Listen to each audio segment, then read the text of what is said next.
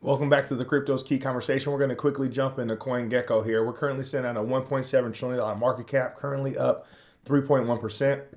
Looking at the top 10 here, we have Bitcoin sitting at 34,967, Ethereum sitting at 2,419, Tether is Tether, Binance Coin sitting at 368, Cardano sitting at $1.07, Solana sitting at $95.61.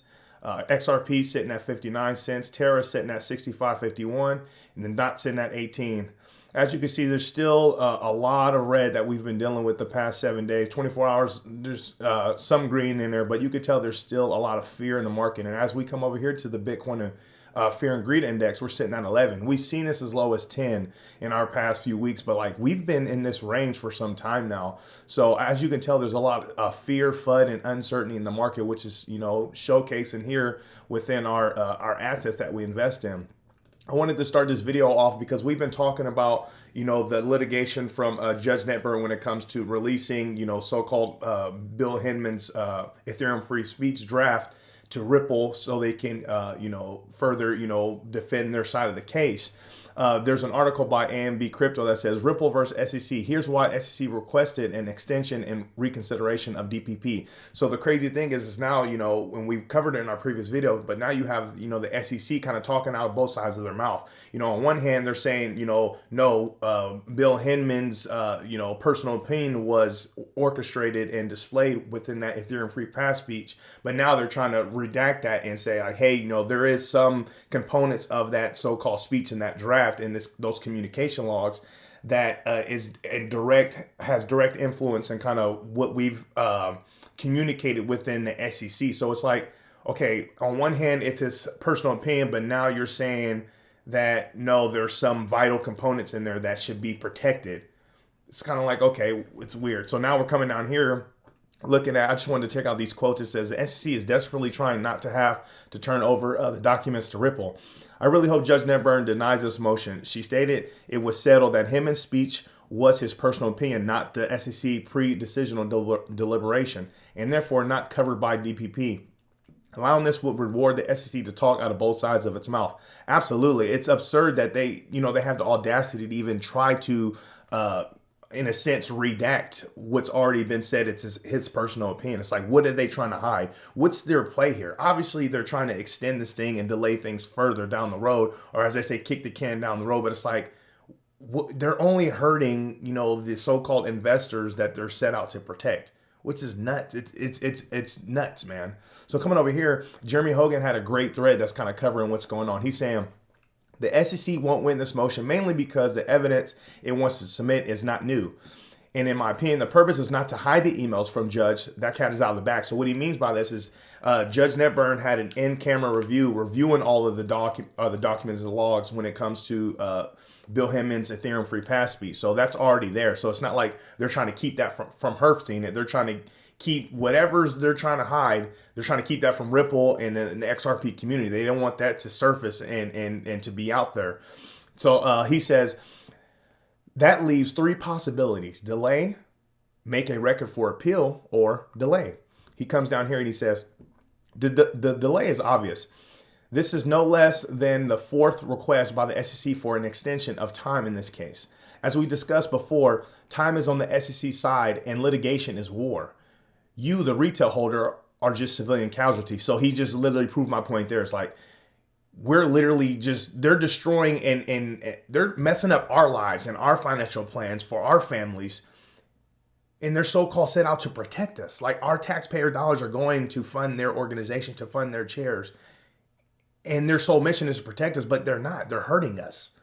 So coming down here, he says, more interesting is the lengths the SEC is going here to avoid this precedent that its internal documents are discoverable. He says, for example, making self-contradictory argument. I've seen this sort of long-thinking litigation strategy before, and this SEC fear is the ace up Ripple's sleeve. These motions solidify that the SEC will absolutely pull the plug on this litigation if it believes it might lose a major issue and create case precedent that inhibits its ability to expand its control. P.S. My crypto portfolio was just decimated. Please excuse me while I go cry. Absolutely. We're all just getting wrecked, especially those of us that are holding strong and haven't, panic sold or anything, but I think this is powerful and it's so true. It's like, okay, obviously they're, trying to, kick the can further down the road, trying to delay things more. Who knows, their exact reason. The crazy thing is, like, it's quite evident that they're trying to hide something. They're trying to suppress something. Even with the redactions that we showed from I think it's the PBD podcast where John Deaton was on there showing all the those documents that were completely blacked out and redacted. It's like they're trying to hide something. Like who is the SEC truly trying to protect here?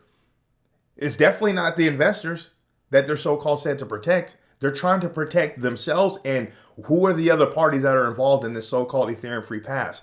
But it goes hand in hand with what Jeremy Hogan says here. It says with the SEC, trying to delay things further, all it does is solidify that the SEC will absolutely pull the plug on this litigation if it believes it might lose the major issues and create case precedent that inhibits its ability to expand its control.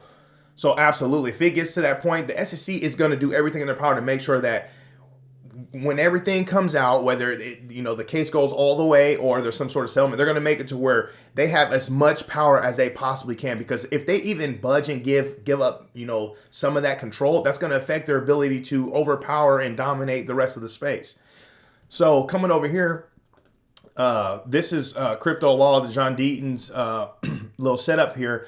Had tweeted this, and we covered this yesterday, but this kind of goes hand in hand with what's going on. It says, what is the SEC hiding? Their fight to stop release of Hinman's speech documents in court has become a flashing red light. Enough is enough. Demand Congress to investigate. So we're going to play this through and listen to this again. In 2018, then SEC official Bill Hinman gave a speech declaring that Ether is not a security. We believe current offers and sales of Ether are not securities transactions. He made us believe it was guidance to the market. It was the first time we had expressed to the world that we didn't view Ether as a security. But Gary Gensler's SEC says this speech was not guidance. That's not what the markets thought. The SEC has started to weigh in. Just last week, Bill Hinman communicated that Ether was considered a commodity, not a security. Even then, SEC Commissioner Robert Jackson made us think it was guidance to the market. He gave a speech where he laid out, here's how we think about this, and gave a set of principles that the market can follow. From time to time, the SEC does its best work, not through the cumbersome and formal rulemaking process, but instead by talking to the market. Help me understand how to do this right. And we're working on it. Hinman gave his speech. And all the while, Bill Hinman was being paid $15 million from a law firm promoting Ethereum. Then Hinman left the SEC to be a partner at the biggest crypto investment fund. Why did Bill Hinman give that speech? How many millions of reasons did he have? It's time for an investigation of the conflicts of interest by SEC officials like Hinman. Only Congress has oversight on the SEC. Demand your lawmaking. So that's a great little highlight / commercial that's kind of painting a picture of what's going on, of just the silliness and just complete disgust that's going on with the SEC. Like, truly, like, what are they trying to hide? Who are they protecting? They're not protecting us investors. So what is going on? Coming over here, this is from Crypto Insight UK. He had a little video here that had John Deaton on, and I wanted to play this one as well. Could you tell us how this lawsuit affects us as XRP holders? Well, the main effect on XRP holders in the United States, of course, is that the major exchanges, Coinbase being the largest, delisted and suspended XRP. 9 days later, I filed my action against the SEC, and in January, I was on a podcast, and someone said, "How long have you been a securities lawyer?" And I said, "Well, about 2 weeks now." For the outcome of this case, how much do you think this is going to affect the US crypto scene and worldwide, depending on what happens? Well, think about this. If the SEC is successful in not just getting a verdict against Ripple, but if they're successful the way they're alleging the case and getting XRP declared a security, today's XRP, then every token is at risk other than Bitcoin, right? Arguably, because XRP is one of the first few tokens. It was created in 2012. If if XRP is a security 8 years after the fact, then that implicates ADA, Algo, XLM, Ether, all of them. And so a ruling, the SEC would be able to use this ruling to say, hey, XRP had a better case because they were older and you're newer, and so therefore it equally applies to you. And so it really could impact all of cryptocurrency, certainly all the altcoins.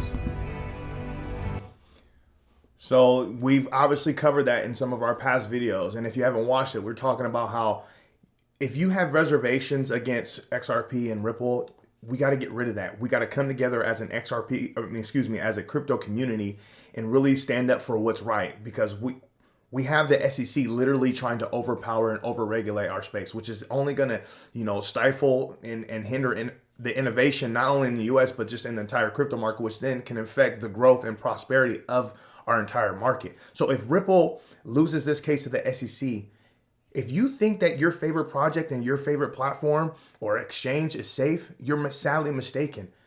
The SEC cannot win this case against a Ripple, because they're literally trying to set the foundation and precedent for themselves as the SEC to say, hey, we stamped on and we stomped on and we stopped, Ripple, which was a massive one. As he said, it was one of the first ones.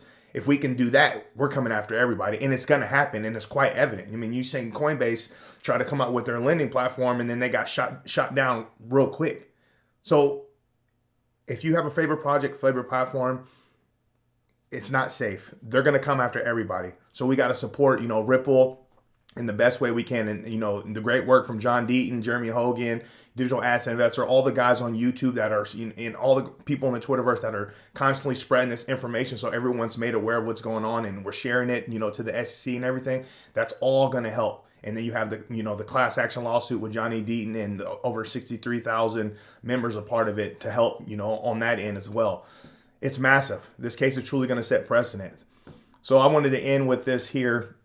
Thought this was pretty funny. So XRP Crypto Wolf, he says, where are the people who said Bitcoin was going to 100,000 with a smiley emoji? So, I mean, this can be taken in multiple ways. I find it just a little humorous, just kind of just a little humor in these dark times we're going through.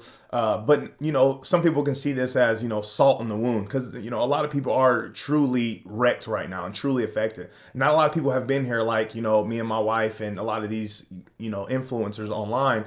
I've been here since 2017, so I've seen the ebbs and flows and the good and bad in the market. So this is just like a typical, third month for us. It really isn't, the end of the world, especially when, we have high conviction on the assets we hold and then the digital and crypto space in general. But I just thought this was a little humorous, and we'll see, who knows where we're going to go. This market is super unpredictable. Obviously they say when it comes to, if you look at like charts and stuff, they're never the same, but they sort of seem to have some sort of, rhyme to it. Who knows where this market's going to go. But with all that being said, I just kind of wanted to share my, my sentiment and my viewpoint on kind of what's going on in the market. With all that being said, stay strong out there. Be safe.